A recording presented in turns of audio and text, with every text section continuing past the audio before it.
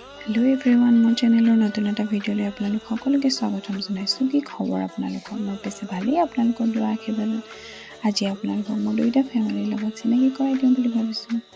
তেন্তে আহক আমি চিনাকি হৈ লওঁ। প্ৰথমতে মই মোৰ যোৰহাটৰ ফেমিলিটোৰ লগতে আগত চিনাকি কৰাই লৈছোঁ।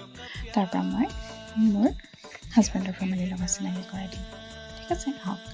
এয়া হৈ গ'ল মোৰ মা, যাৰ যোগেদি মই এই পৃথিৱীখন দেখিলোঁ। এই যে হোৱাইট চাৰ্টত দেখিছে, এয়া হৈ গ'ল মোৰ আব্বা, যি মোক জীৱন বাটত খোজ দিবলৈ শিকালে, পৰিশ্ৰম কৰি দুখবোৰ ঢাকি আলফুলে কৰিলে ডাঙৰ। এই যে পিংক ফ্ৰকত দেখিছে, এয়া হৈ গ'ল মোৰ মৰমৰ ভণ্টি। আৰু এয়া হৈ গ'ল মোৰ জীৱনৰ লগৰী, যি মোৰ জীৱনটো ৰঙীন কৰি তুলিলে। তেওঁৰ অবিহনেতো মোৰ এই জীৱনটো আধৰুৱা।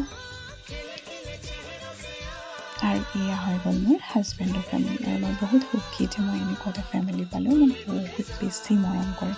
আৰু এয়া হৈ গ'ল কেকা আৰু বৌ, যিয়ে মোক কেতিয়াও বাই ভনী ককাই ভাইৰ অভাৱলৈ শুবলৈ নিদিলে, কেতিয়াও নাই দিয়া। এয়া হৈ গ'ল মোৰ হাজবেণ্ডৰ 2 নম্বৰজন ভাই, কেতিয়াও মোক ককাই ভাই বাই ভনীৰ অভাৱ অনুভৱ হ'বলৈ নিদিলে।